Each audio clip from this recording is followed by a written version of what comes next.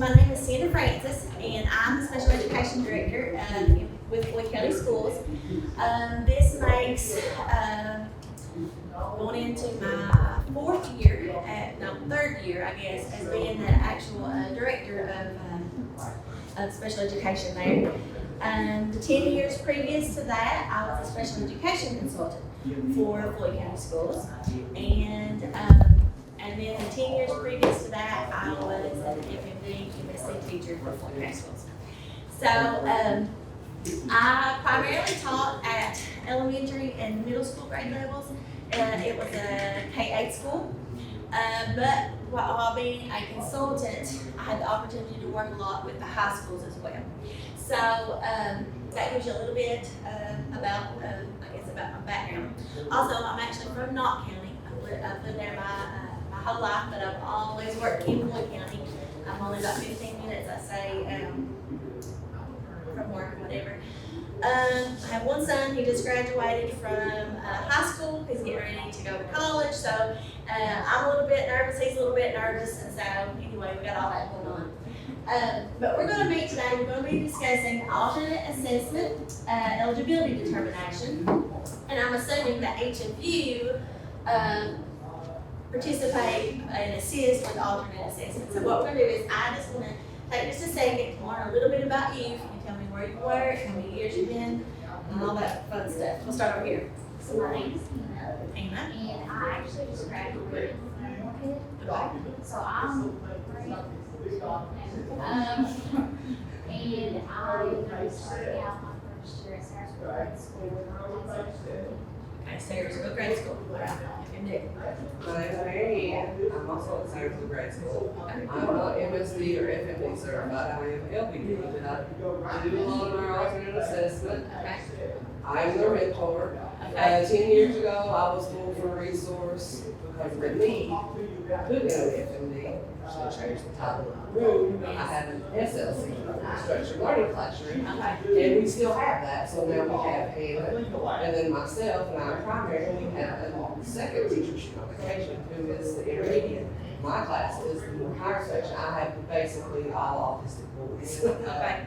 So I'm the one that, like, before they go up, they're getting ready to go to third grade, so I'm that mid, like in between, like it's time to, see if they're eligible for alternate assessment. So I've had a lot of doing alternate assessment training. Yes, I have done, yes. And you can tell me a little bit about you? My name is Caitlin. I'm from Coffee County, and I'm the English teacher for high school. At the high school. Okay. Previously, there was a girl that taught there. Her name was Rebecca. I don't know if you know Rebecca or not, but anyway, she was at there. Yeah, I call her Rebecca. Anyway, I graduated from Moorhead with her. Anyway, but yeah, okay, yeah. She used to work. I think now she took some political aspirations. She's like the PBA. Yeah. Will Canton, and I work here at KBAC. I've been here for 10 years and I've had different pieces of work. And for the past 6 years, I have led our post-secondary education field services. As such, I get to work with teachers across all areas in special education, including low incidence teachers. So that's why I'm here, is because this is a good professional learning experience for me, because I'm not a LI teacher by training.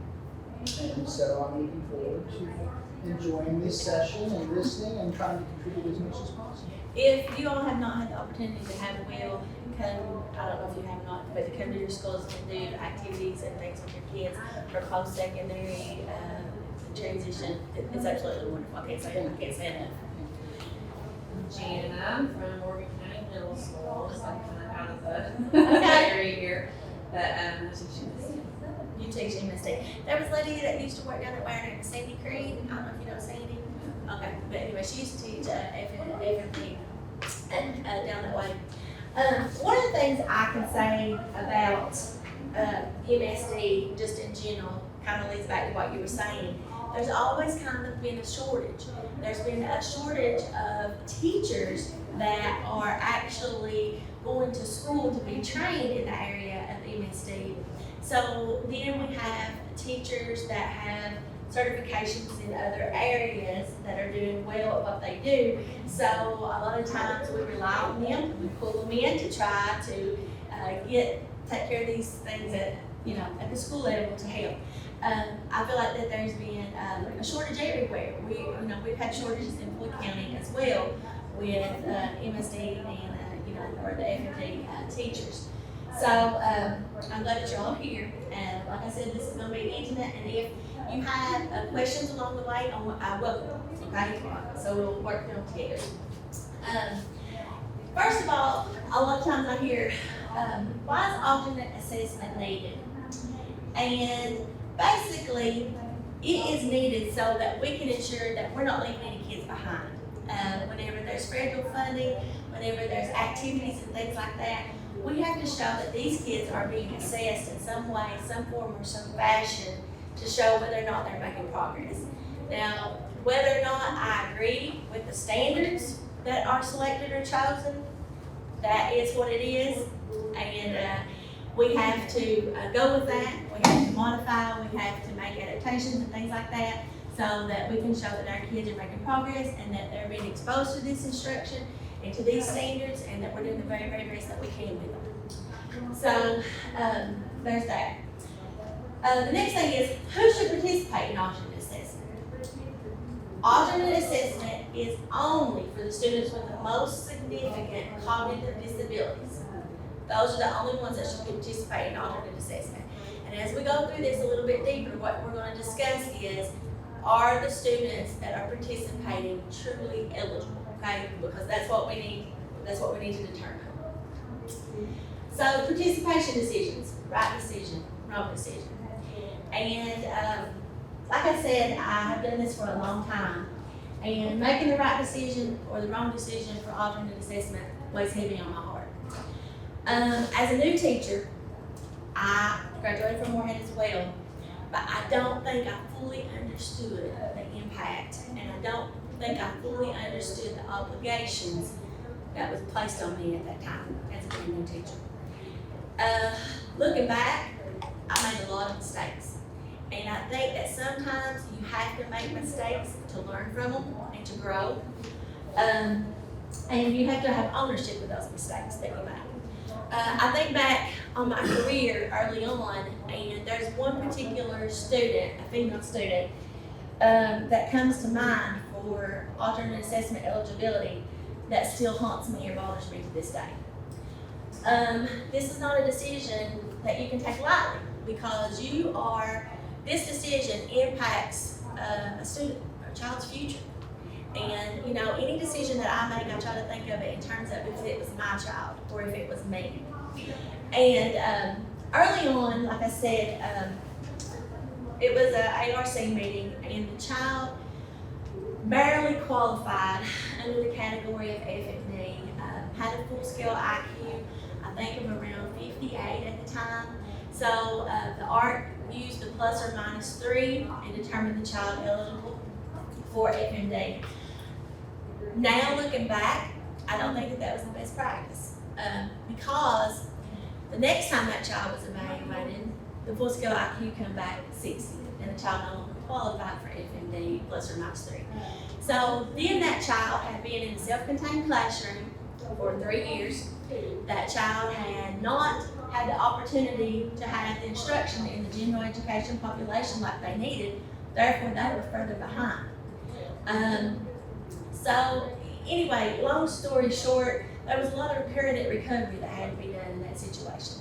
I've also seen this with high school students that have transferred to us from other states that may have had the student on alternate assessment in their state, but when they got here, they didn't meet the same eligibility criteria that we need for FMD. Therefore, they didn't have any high school credits and they would be a junior or listed as a junior.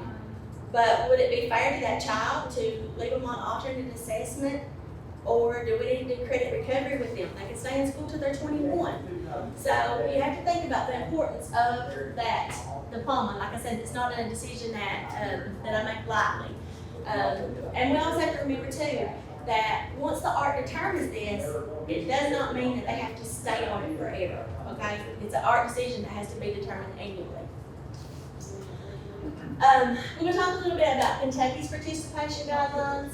The The ARC uses these guidelines to determine whether a student participates in alternate assessment. And the alternate Kentucky summative assessment is administered each year to students in grades 3 through 12 who meet all the academic or meet all the criteria. Okay, so when I say grades 3 through 12, the alternate assessment portion of the eligibility doesn't have to be filled out for a student that's in preschool, kindergarten, first grade, second grade. But once they get to third grade, and it's that accountability year, if the ARC determines that they're eligible, that's when that criteria has to be completed, okay? In my district, I believe that a student is more than just a test score. And those kids that I was just talking about, like that little girl that I felt like was borderline, whether she should qualify or not qualify, I had rather that student participate in the regular assessment and take the possibility of taking a poor score than to go ahead and automatically place that child on alternate assessment. I will eat that score, as I say. We will eat that score for a couple years prior, before we make a decision on that on a kid that's borderline, because their future is important. And what we provide to them, instruction and those basic skills early on, is important. So, to me, it's more than just a test score. And that's what I tell my teachers. Participation decisions. I want to talk to you a lot today about the documentation. And I don't know if you all have ever, I know you haven't because you're brand new. I don't know if you have ever went through an audit from KDE, but Floyd County Schools did. And when you go through an audit, they look at everything. And when I say everything, I mean everything. Your I's have to be dotted, your T's have to be crossed, and they will request so many files and then so many more files until you get it right. And they say systemic, if you have 2 or more files that are showing the same errors, then that's a reason for them to look and to pull more. Honestly, it was a major growing experience for Floyd County Schools. We learned a lot. We had a major corrective action plan. We were under that corrective action plan for over 2 years. But like I said, I don't think there's a teacher one in our district that would tell you that they did not learn from that process, because we all did. And then also, I don't know if any of you have ever sat through or been part of the due process hearing, but if you ever are, I can tell you right now, you can never have enough documentation. If you don't document it, then it's like it never occurred. If you don't monitor it, it's like it never got done. Okay? You hear that saying a lot in trainings right now, that what's monitored is what gets done and things like that. So there's monitoring tools that you can go in and you can, that you can look at. But we're going to talk a little bit about the alternate assessment participation guidelines and document forms. These are actually forms here that are inside of your IEP, okay, for your students that are grades 3 through 12 to determine. But these are the things that have to be documented. You're going to want to document these on the forms, but you're also going to want to document this in the conference summary, okay? You're going to want to document all of this. That the parent has received a copy of the parent guide and questions have been answered. You want to send that guide home to the parents in advance. You don't want the parents to come to the meeting. I know over here it says during the meeting, prior to the meeting, but it's best practice to send eligibility information like testing information, psychological information, as well as a copy of the parent guide home to the parents in advance. So they're not caught off guard, and the parents have an opportunity to read through it, to familiarize themselves with it, and come up with the questions that they may have for you during that art meeting. Our parents come into these meetings, and a lot of times they're a little bit overwhelmed. Most of the time, a lot of these people, where I've noticed it, that they've told me this too. Whenever I was in school, if I got called into the office for a meeting, or my parents got called into the office for a meeting, it was because I was in trouble, or because somebody was in trouble. And we don't want them to feel that way. And we want to make sure that we give them every opportunity to build a relationship with them, a positive relationship, and that we're open and honest up front with them. and give them all the information that we possibly can ahead of time. As you can see this one here, they actually said that it was during the meeting. But you don't want to just document it here on the IEP. You want to document this over in the conference summary. That the parent was given a copy and that they had the opportunity to ask questions and that you do your due diligence to try to answer those questions. The next thing is that the parents know the difference between an alternative high school diploma and a regular high school diploma. It's important that we let parents know the difference, and it's important that we let parents know that these students have the opportunity to stay in school until they're 21 years of age too. Parents need to know that. They need to know the difference in the two types of diplomas because there's a lot, I'm sure that Will can tell you too, places that you go to complete an application and seek employment, and the first thing they're going to ask for is your high school diploma. Or if you go to enroll in some other post-secondary education opportunities, they're going to ask for a diploma of some sort. So the parents need to know the difference between that, and you need to document in the conference summary that the parents know the difference. You're going to review the eligibility determination forms and the current IEP. So always go back, like I said, because sometimes you will find kids that have come from other states, kids that have come from other districts that maybe didn't get identified appropriately. So make sure you always review that eligibility to make sure that the student qualifies and that the student has a significant disability. And then you're going to mark those over here. You're going to put the evaluation dates, you're going to put your eligibility determination dates, and the date that the IEP has been updated or reviewed. Participation criteria number 2. This one here is a review of student records indicate a disability or multiple disability that significantly impacts intellectual functioning and adaptive behavior to live and function safely independently. That's what you have to document, okay? And there's some different things we're going to talk about here in just a minute about how we can show this, because this has to be across multiple settings, not just at the school, but maybe also whenever you go out on community-based instruction, or how is this impacting the student at home, and that's some information that you would get from the parent, okay? So that is criteria number 2. Criteria number 3 requires extensive, repeated, individualized instruction and support that is not temporary across multiple settings. And there again, we talked about that multiple settings.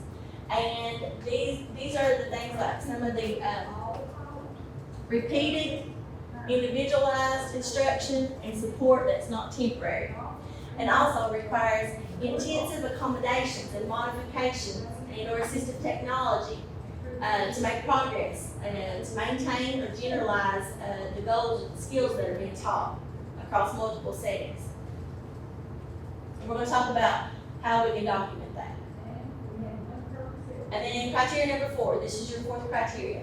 The student has a significant cognitive disability that is not primarily a result of them missing school, speech and language impairment, because they don't speak the native language, English around here. They're not identified as English language learners. It's not because we predetermined that they're just going to do poor on assessment, so we put them on alternate assessment. It can't be that it's because they have disruptive behaviors that they're participating on alternate assessment. And it can't be just because the ARC chairperson wants to put them on alternate assessment. And it can't be just because of the instructional setting that they're participating on in alternate assessment, okay? So those can't be the reasons why, and we have to verify that. And like I said, these are straight on the form. It's just that you have to have your supporting comments, and you have to have that on your conference summary. We'll talk about this portion of it here in just a second. We'll do a little activity, and then we'll do this part of it. There's a learner characteristics inventory, and that has to be completed for any student that is determined to participate in alternate assessment, that you determine eligible. And that learner characteristics inventory gives you a lot of insight into how that student learns and how that student communicates. So we'll talk about that a little bit here in just just a few seconds. I'm gonna pass these out. If we had been in groups, I like hard copies. You also? And I like stamp. My notes on there. And yes, me too. Okay, since there's four of you, what we're gonna do is I want each of you to take a criteria, okay? And I won't have you chart it. We'll just use we would just use these handy dandies. There's your yellow, your orange, your pink, your purple. You can have orange too. Okay. And what we're gonna do is we're going to look on the eligibility form that's on these IEPs, and we're gonna look in the conference summaries. But I only want you to look for the area that you're assigned, okay? So it's not too awfully overwhelming. I don't want you to look for all of it. So the first criteria that we discussed was this one here. Has the student been determined to be eligible? Does the parent know the difference between alternate and high school diploma? Have they received a copy of the parent guide? That's what I want you to look for. Okay, I want you to look for any documentation in the conference summary or the IEP that says that the parent was given the opportunity to ask questions about alternate assessment, that they were given a copy of the parent guide, that they talked about the difference. Okay. And then criteria number 2, for participation.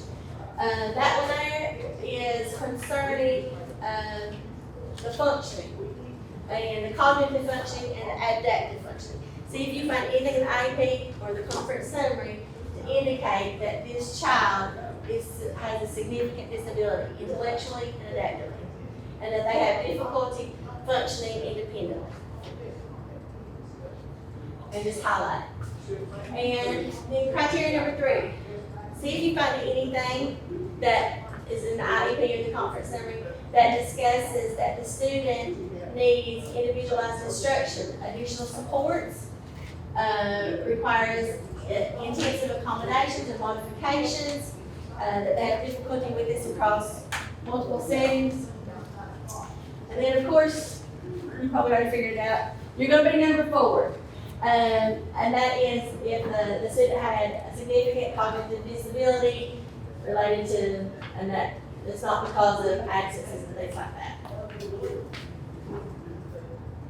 I'll give you a few minutes to just kind of scan through and to see if you find any information on that.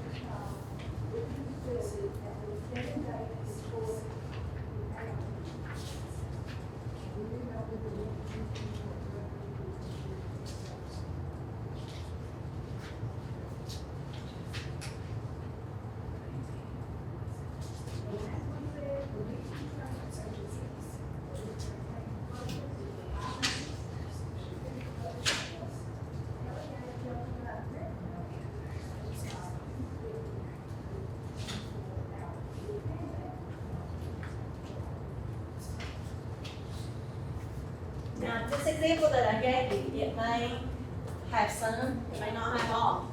So, we're gonna talk about that, we're gonna see if there's maybe some additional suggestions that you may have, things that you may would have documented verbally.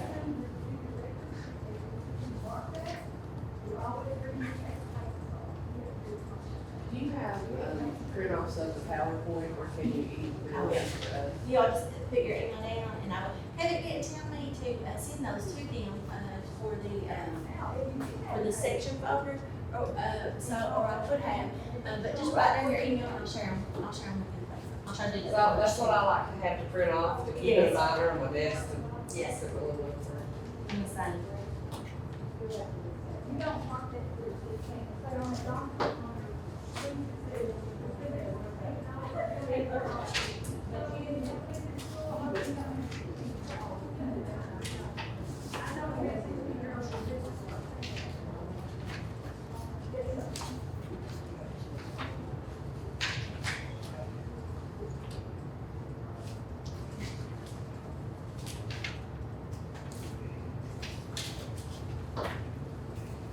I'm just gonna give you mine because I'll be sharing it. Okay.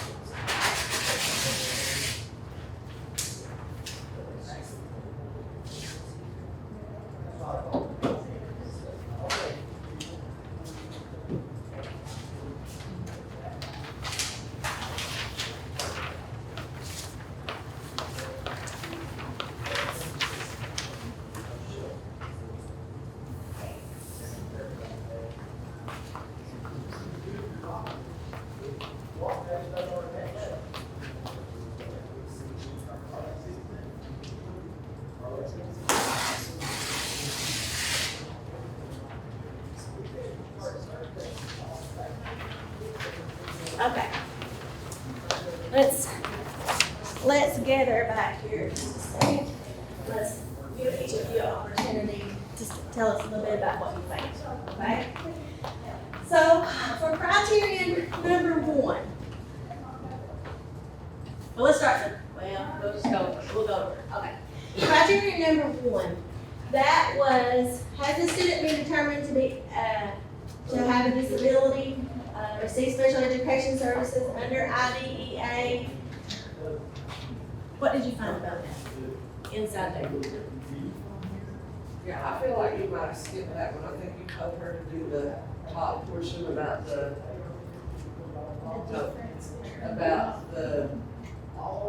parent notification. Yes. Yeah. The parent guide, the notification, this portion of it up here, okay. All right, so what did you find out? Did they was there anything about the parent guide in there? I saw in the summary notes, it said that she had been provided with a copy of the ultimate assessment parent guide. Okay. She also discussed the differences between a regular high school diploma and an alternate. Okay, so that part has been covered then, But it didn't match what was on the IEP. but it didn't match what was on the IEP. So what did it say in the IEP then? The IEP said it was provided during the meeting day. Okay, so you found a discrepancy, and that's good because the conference summary states that it was provided prior to the meeting, but the IEP says it was during the meeting, okay? They have to match. That's a question. Yes, sorry. So what is best policy on that? I've always been told to do it before the meeting. Yes, that is. So, but I know it says during meetings, so I Yes. mean, if we It forget. has that on there. So as long as one of them is checked, ultimately, it would be okay, but it does need to match, like they said. If we're saying that we're giving it to them prior to the meeting in the conference summary, then it should over here should say prior to the meeting as well, Okay, And I would say, like what you said earlier, if it's like a newer student or their first time being placed, Right, like a transfer. then, yeah, maybe prior and let the parent know and discuss it on the phone, you're sending it.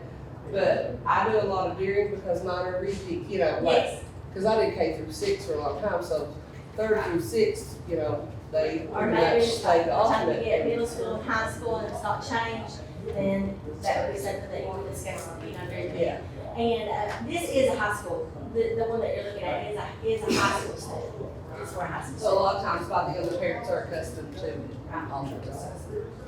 So the parent, we did determine that there was some documentation in there, that the parent did, have the opportunity to ask questions about it, and they were given a copy of the parent guide. Did anybody look at this one here, the criteria number 1 then? I mean, I just glanced in the conference summary and I didn't see it. It had the I mean, RQ. there's all the evaluation data, but see, I like to compile my alternate assessment portion of my conference summary all together instead of all spread out.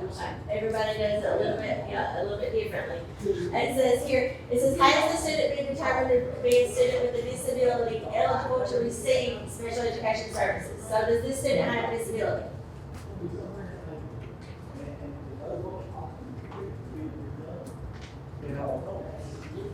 Don't know? I mean, they talk a lot about FMD, so. Okay. And did they give the full scale IQ of the student? Yes. Did you see where that they give the adaptive behavior of the student? They did not, did they? They did not give the adaptive behavior functioning of the student. And that's something that it does ask for. It says, is the current IEP in place or being developed for the student? So they put the dates here, the dates were marked out on the copy you have. But there is an IEP that is in place. So criteria number 2, that was the one that you had.